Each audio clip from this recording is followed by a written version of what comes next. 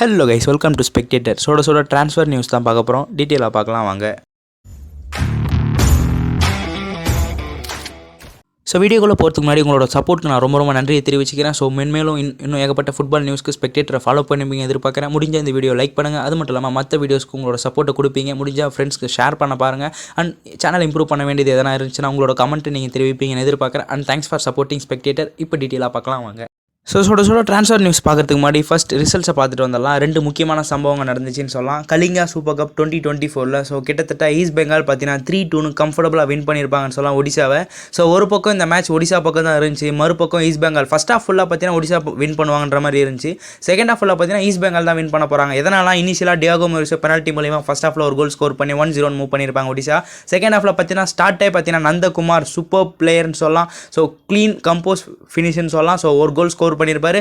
அதுக்கப்புறம் மறுபடியும் penalty shoot அவுட்டில் சால் கிறிஸ்போ ஒரு கோல் ஸ்கோர் பண்ணி 2-1 ஆல்மோஸ்ட் இந்த மேட்ச்சை வின் பண்ணுற மாதிரி மூவ் ஆயிருக்கும். பட் ஃபைனலாக பார்த்தீங்கன்னா அகமது ஜாவுக்கு ஒரு பெனால்ட்டி சான்ஸ் கிடச்சிருக்கும். அதை அவர் கன்வெர்ட் பண்ணிட்டு இருப்பார். அப்படி இல்லைனா 2-1 ஈஸ்ட் பெங்கால் கலிங்கா சூப்பர் கப்பை தூக்க போகிறாங்கன்ற மாதிரி இருந்திருக்கும். பட் ஃபைனலாக அவங்க ஒரு கோல் ஸ்கோர் பண்ணி 2-2 முடிஞ்ச காரணத்தினால எக்ஸ்ட்ரா டைம் 15 கொடுத்துருப்பாங்க. மொதல் 15 மினிட் எந்த விதம் ஏற்படும், அதாவது எந்த வித இம்பாக்டும் கிரியேட் ஆயிருக்காது. பட் செகண்ட் 15 மினிட் பார்த்தீங்கன்னா செல்டன் சில்வா ஒரு சூப்பர் கோல்னு சொல்லலாம். ஆக்சுவலாக அந்த ப்ரெஸ் மூலிமா அந்த சூப்பர் கோல் கன்வெர்ட் பண்ணியிருந்தார். சூப்பர் க்ளீன் ஃபினிஷ்னு சொல்லலாம். அது கன்வெர்ட் பண்ண மூலிமா 3-2 கம்ஃபர்டபுளாக எக்ஸ்ட்ரா டைம் மூலிமா ஈஸ்ட் பெங்கால் பார்த்தீங்கன்னா துராந்த் கப்பில் தோல்வி.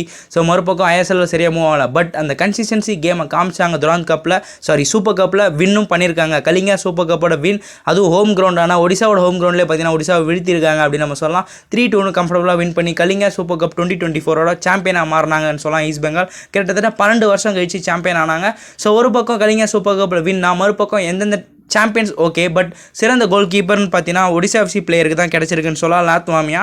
ஸோ அதுக்கப்புறம் பார்த்தீங்கன்னா ஈஸ்ட் பெங்காலோட டிஃபெண்டருக்கு தான் பெஸ்ட் டிஃபெண்டர் ஆஃப் த இயர்ன்ற, அதாவது கலிங்கா சூப்பர் கப்பில் பெஸ்ட் டிஃபெண்டர்ன்ற மாதிரி ஒரு ட்ரோஃபியும் கொடுத்துருப்பாங்க அப்படின்னு நம்ம சொல்லலாம்.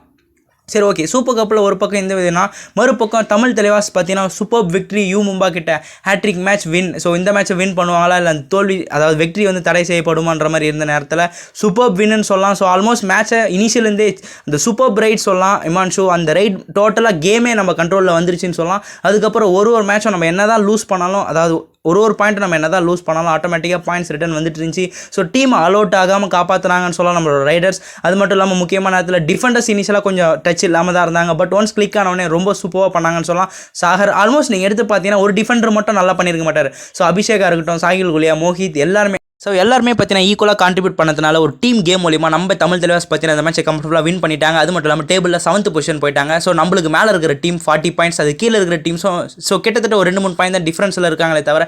ஸோ நம்ம மேலே இருக்கிற டீம் 45 இருக்கிறதுனால நம்ம ஒரு மேட்ச் ஜெயிச்சு அவங்க அந்த மேட்ச் தோத்தாங்கன்னா ஆட்டோமேட்டிக்காக நம்ம 45 போயிடுவோம்.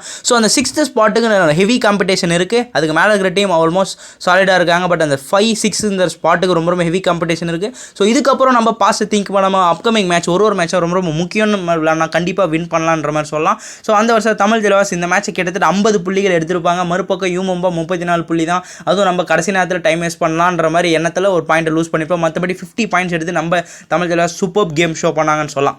சரி, மறுபக்கம் இப்போ ஐஎஸ்எல் ட்ரான்ஸ்ஃபர் நியூஸ் மட்டும் வந்தால், ஸோ ஹிதேஷ் சர்மா அவர் பார்த்தீங்கன்னா ஹைதராபாத் சேர்ந்த பிளேயர். இவரோட வயசு பார்த்தீங்கன்னா 26 வயசு ஆகுது. இவர் பார்த்தீங்கன்னா மிட்ஃபீல்டர் ரோல் ப்ளே பண்ணுற பிளேயர்.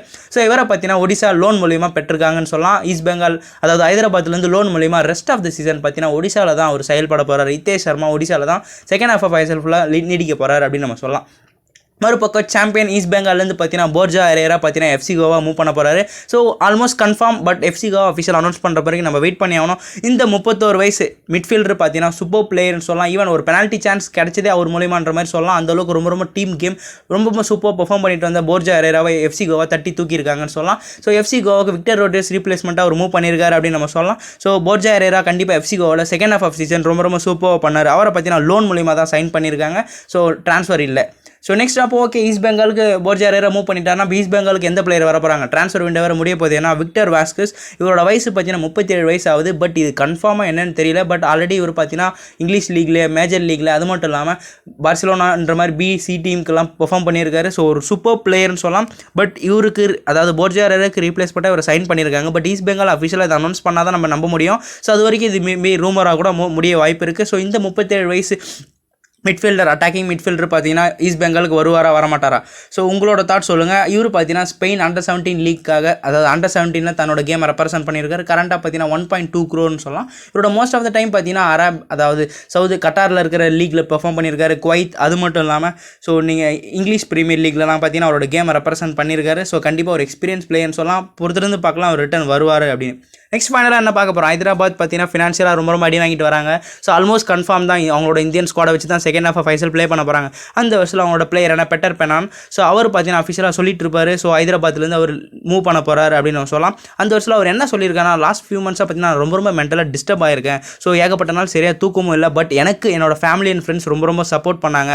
ஸோ கண்டிப்பாக இதுக்கப்புறம் என்னால் இங்கே டைம் ஸ்பெண்ட் பண்ண முடியலன்ற மாதிரி ரொம்ப நான் இதுக்கப்புறம் நெக்ஸ்ட்டு முன்னேறணுன்ற மாதிரி ஒரு தாட் சொல்லி ஒரு மூவ் பண்ணியிருப்பார். ஸோ இதை பற்றி உங்களோட கருத்து சொல்லுங்கள். ஆல்மோஸ்ட் ஹைதராபாத் பற்றி நம்ம சொல்லியிருப்போம். ஃபினான்ஷியலாக ரொம்ப அடி வாங்கிட்டு வராங்க. ஒரு பக்கம் ஸ்டாஃப்ஸ், ஒரு பக்கம் ஃபாரின் பிளேயர்ஸ்லாம் மூவ் பண்ணிட்டு வராங்க. அந்த வருஷத்தில் இவரும் போக இருக்காரு. ஆல்மோஸ்ட் கன்ஃபார்ம் போயிட்டாருன்னு சொல்லலாம். அண்ட் இந்த வீடியோ பற்றி உங்களோட தாட் சொல்லுங்கள். அண்ட் மேலும் இன்ட்ரெஸ்டிங் ஃபுட்பால் நியூஸ் தெரிஞ்சுக்க ஸ்பெக்டேட்டரை ஃபாலோ பண்ணுவீங்க எதிர்பார்க்குறேன். Let's go Indian football.